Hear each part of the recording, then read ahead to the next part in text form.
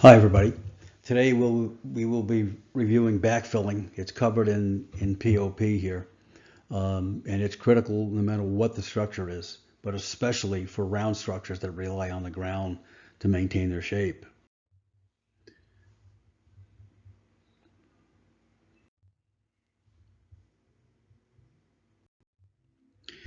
This is a plate compactor and should never be used when you're installing underground shelter.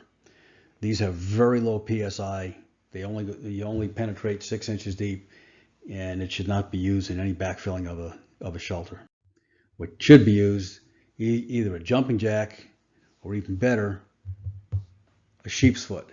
And you can rent both of these from the local shops, and they produce 20 to 60 psi, and that's what you want. There's another way of doing a sheep's foot, but it takes a lot of skill.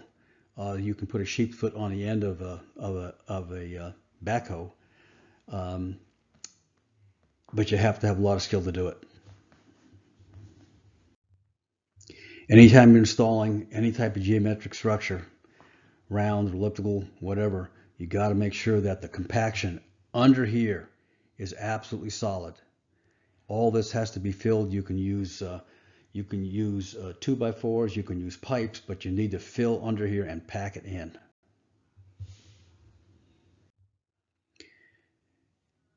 Problem. We hired some people to install some shelters for us, and this is how not to do it. The hole isn't big enough.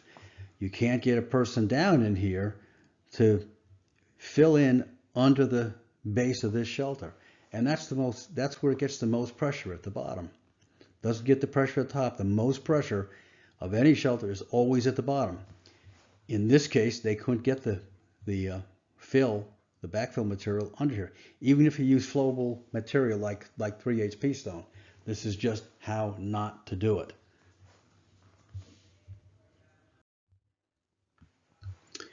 This is a site where we hit rock, and if you hit rock, you can hire or rent an excavator, which has a jackhammer on the end here, and you can hammer that out, or you can move the hole over. And in most cases, you're going to have water at the bottom of the hole. You can use a trash pump, a gasoline-powered trash pump, or you can use an electrically powered pump, and you can pump the hole out. If you fill it with sand, you want to compact. If you fill it with crushed stone or pea stone or anything, you want to compact over that wet mud and until it's level. And drive that stone into the mud and create something very stable.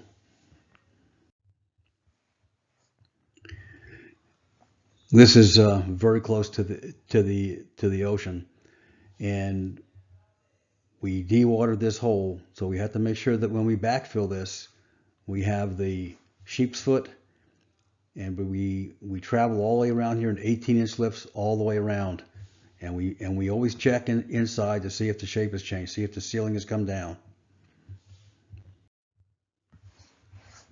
This is another wet hole. By the way, the number of holes that need dewatering is less than 1%. Most time you can actually just use a trash pump and you can bring the water down that way. But only on a very few number of cases are you going to have to dewater the hole with actual well points. But this one, we couldn't go down deeper, so we had these tie downs these tie down domes that we put on there to add a little hydrostatic pressure to it, a little counter hydrostatic pressure. And this one we backfilled it with 3/8 PEASTONE. There was a pit by, and it was pretty easy to do, and it's fast. The fastest way to get a shelter in the ground is to use 3/8 PEASTONE. That's what a lot of the tank companies do when they put in underground tanks. This has a seismic joint here because this is a 40 psi structure. So the bottom of this shelter is very stable. The top of this entranceway is up in an area where the ground's going to move 2-3 inches left and right and up and down. So this seismic joint allows for that without breaking the shelter. And here's our sheep's foot, and we compact that all the way around. It's remotely controlled. This guy's got it on his chest, and we compact all the way around here. You can see here too. We try and get one level all the way around here, and at this point, this is when you really have to make sure that you've checked the distance across here with the pipe gauges. So you make sure that this distance is the right distance, and this distance from the top of the shelter to the floor is maintained. Even with this is about, if I remember right, about 70 or 80 times stronger than a typical culvert, and it does not have a catastrophic failure like a culvert. We still check it. You've seen this before. Pipe gauges in any geometric structure should be put in so you can check these dimensions. In a round structure, this horizontal dimension should always be the same as the vertical dimension. In this case, this is another complex where we had Cat 25s connected to EarthCom 32s.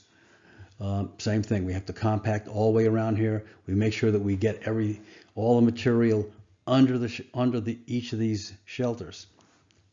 That's absolutely critical. This EarthCom 32 is on a concrete slab. It's not as critical because you're starting off at the midpoint. So this is a little easier to backfill. So these are backfilled all the way through here. There's a compactor that they use, and we go all the way around this structure.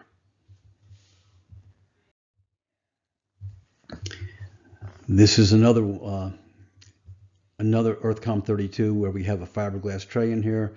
We're using fiberglass rebar. There's no steel in this structure anywhere. And the concrete pump comes in to actually fill this. And the assembly on this, this is a little tricky because you've got a big entranceway here. When you connect it here, you can tie a cable back here across and keep this stable during the backfill. But you want to maintain that because there's a seismic joint here.